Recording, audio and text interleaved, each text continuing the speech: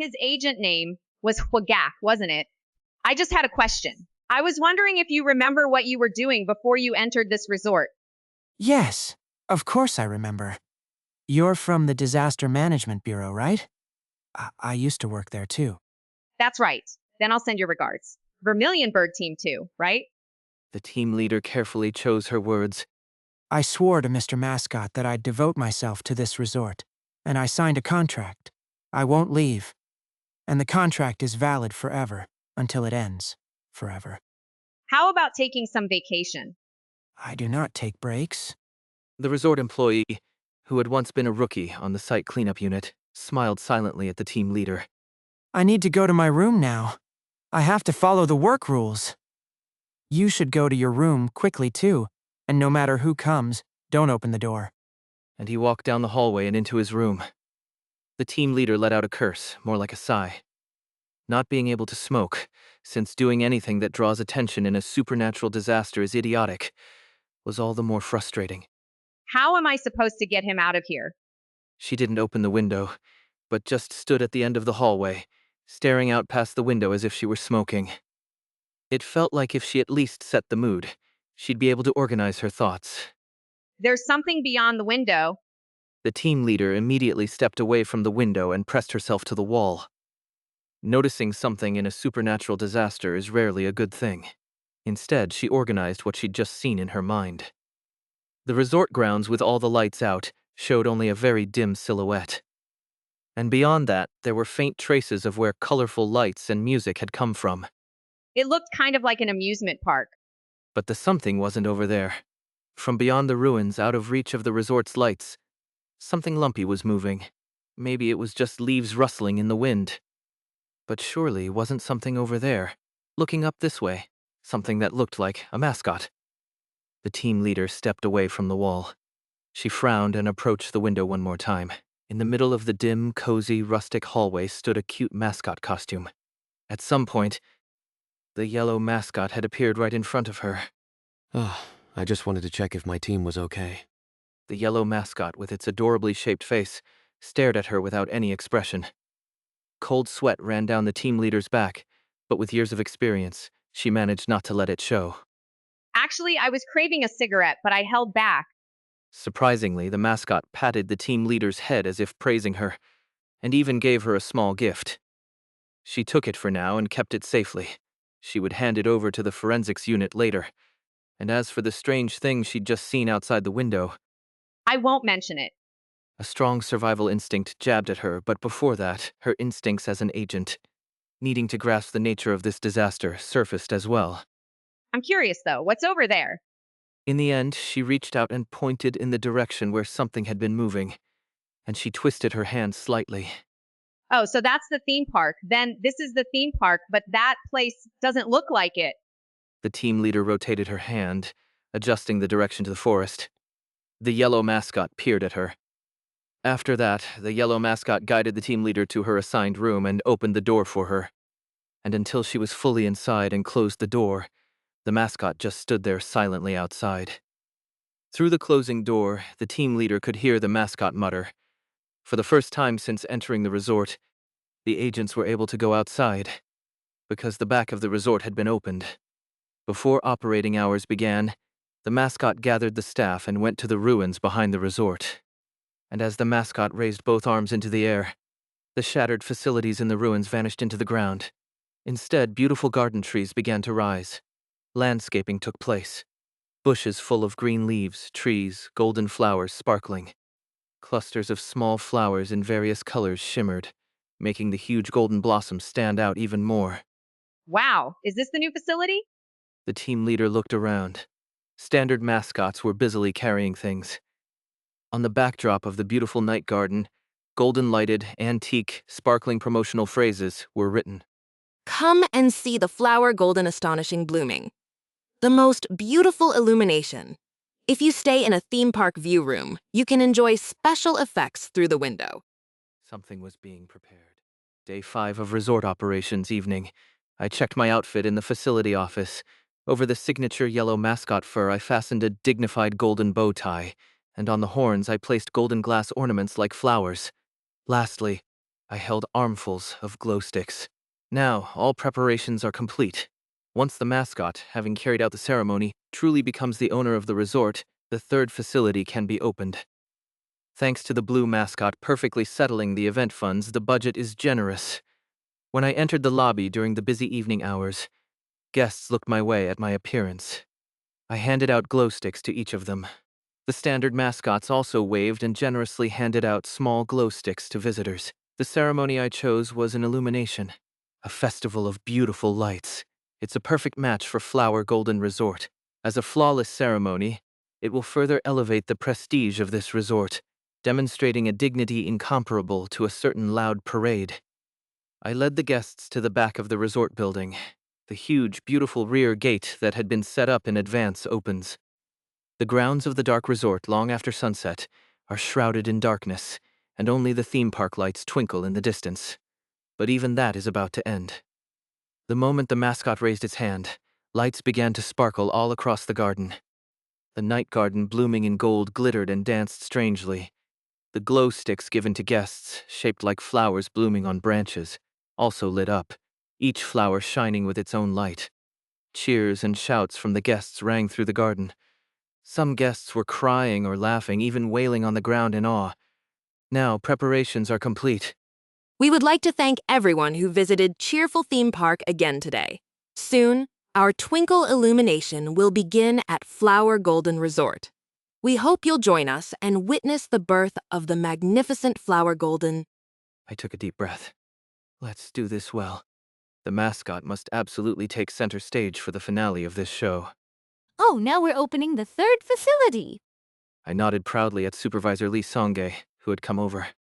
That's great. The other zones have like 10 attractions each, right? I think it'd be good to have that many more here, too. No, I'm going to cut ties and leave immediately. But as the mascot, I couldn't say something like that out loud, so I just stood there quietly. If I bring up another topic, that's right. I'd been curious for a while. How exactly did Supervisor Lee Seonggae escape the red zone, and how did she survive a full day there? Might as well ask now to relax a bit. Oh, I got one stamp on my ride ticket. But that rabbit kept chasing me. I couldn't ride anything else. They wouldn't let me enter the blue zone at all. So I went the other way. You can actually go to the opposite forest, you know? Once business hours end, there were weird noises from the theme park, but even if that crazy rabbit chased me into the forest, it was a bit slower there. Probably because it wasn't its own zone. Does that mean you circled all the way through the opposite forest and came out to that forest over there? So when I got here, I saw the resort. But isn't it cool? Yeah, it's really cool. To escape here by dodging Magic Bunny. Even if the mascot slowed down after leaving its own zone, if the forest isn't considered someone's own, I can understand that. But that's not the real issue. Yes. It chased me almost the whole way. Once I got here, it couldn't come out and got blocked, though. With the garden's creation, the once ruined ground had been developed, and it brought the zones even closer, now completely adjacent. And the light from the garden shone all the way into the depths of the forest, and thus it is revealed, and standing silently on it, Caught, huh? the red mascot moves. The Magic Bunny, who had spent the last 4 days clearing the forest to expand it its own zone, now begins the final phase. Wearing overalls, the mascot raises its hand, and between the forest and garden, a device decorated with a cute rabbit drawing rises up. A facility connecting the two zones. A flood of long-term red zone guests and missing persons comes pouring in through the gate, running down the path, because of the countless red things pouring in through the gate connected to the forest. Those who have followed Magic Bunny's parade. People holding snacks made from their own ribs, headbands decorated with their own plucked-out eyes, balloons made from the intestines that were once part of their family, the wretched people driven mad by the horrifying shows of the Magic Bunny Zone and Magic Bunny's cruel, brutal demands. Now, those who have become monsters inhabiting the red zone are recklessly flooding into the yellow zone. I wish everyone could become like me. Enjoy your time in the Magic Bunny Zone. It's fun. I told you, it's fun. Please, it's fun. The most dangerous things I'd worked so hard to keep out of the resort were now pouring in. Dozens, hundreds of them. I hurriedly moved the staff to the rear and had the standard mascots gather near the gate. If I could just do some crowd control somehow and proceed with the illumination as planned. Ah-ha-ha-ha-ha-ha-ha. Horrifyingly shaped guests leap madly at the flower golden mascots. Beyond the surging horde of monsters, the red magic bunny at the gate raises a sign. Bring back pieces of the yellow mascot's flesh, first prize. The Great Magic Bunny, second prize. The Great Magic Bunny, third prize. The Great Magic Bunny. The red guests swarm the standard mascots, scratching with bare hands and digging out flesh with Magic Bunny branded items. Eyes are torn out of the mascot suits. Horns are ripped off, stuffing bursts, the felt-made organs inside are torn out. The yellow mascots writhe and are torn to pieces in agony. No, I'm being torn to pieces. Look at Sparkles. Ka-ka-ka-ka-ka. These rude, pathetic, penniless red zone trash addicts, how dare they in my zone, still thinking they're in the red zone, doing this disgusting act. I cannot allow it. Never, absolutely not. The red visitors raise both hands and strangle their own necks. It's almost time for this ceremony. Don't do anything so disgraceful as to stain the garden red. Don't even think about being absorbed by me and becoming nutrients for the resort. These disrespectful pieces of shit have no right to be guests at my resort. I won't send them back to the red zone either. Even if it takes a little time, asphyxiation will be the cleanest and most pleasing way. It's like watching an ant swarm invade the office and gnaw away at the documents and supplies as they please. I was furious, my vision blazing yellow. No, not fury. This was the revulsion that comes when something absurdly unfair happens. The red zone mutants, with blood pouring from their eyes, bang their heads on the floor. The other resort guests watch with interest at this quiet rhythm. Fine. If it's a spectacle before the illumination, it will make for an even more successful ceremony. An employee wearing a lizard mask was looking at me. What did he just call me? In a low, impassive voice. So others wouldn't hear, he whispered. Do you remember your name? It's not a good idea to say your real name in a ghost story. And that is, my name is... The yellow mascot I wear is just a costume. Flower Golden is a made-up name, and I'm only disguised as a monster. The real one is inside. The red zone visitors, who had been strangling themselves, let go of their throats. Give me pers if you give me pers, please, a returner. Even as they burst into manic laughter, or wept, or crawled desperately across the floor toward the yellow mascot, I spoke gloomily. Regardless of whether the yellow mascots are being torn apart, I push them toward the gate. As I forcefully push them, these people who weren't normal to begin with are somehow driven back through the gate. As she watched the broken pieces of yellow mascot suits rolling on the ground, Supervisor Lee Songai spoke quietly. Should I go after them? My heart thundered in my chest, and at the same time it turned cold. What was I about to do just now? I'm being assimilated. I need to get out, quickly. Quickly. As soon as the staff are safe, immediately. I anxiously looked toward the gate. But what was even more horrifying was what happened after I pushed those guests back through the gate. Magic Bunny welcomed those coming back through the gate with open arms. He pulls out their heads. He pulls out their entrails, snaps their waists, as if letting them ride each attraction one by one, as if playing or putting on a show. The guests are killed one by one as they cross the gate. I could hear the voices of the Disaster Management Bureau agents tending to the civilians in the back. Even Daydream Inc.'s employees, who were almost immune to gruesome sights, were overwhelmed and froze at the horror. And yet they still throw themselves at the gate. I brought this, please, a prize. And then the prize is given. The empty body of the dead, toppled like a toy, is crudely transformed into a cute animal mascot suit. Those who get lost or who die in the theme park are recycled into mascot bodies. That's why, inevitably, in the red zone, there can only be an insane number of mascots. This was the chilling truth. At Magic Bunny's playful gestures, they die and turn into mascots in that death march. Even when I stopped pushing visitors out with the standard mascots, the red zone visitors did not stop. They continued to grip at the yellow mascot's flesh and fling themselves at the gate. The gate had become a sight no one should ever have to see. And it doesn't end there. Magic Bunny, using a long magic wand-like toy merchandise, was even stabbing visitors who hadn't yet crossed the gate. A red visitor's neck is snapped and they roll onto the garden. They became a corpse. But the one who thoroughly corrupted that visitor was the Magic Bunny, and the one who killed and disposed of them was also the Magic Bunny. Their form twists and distorts.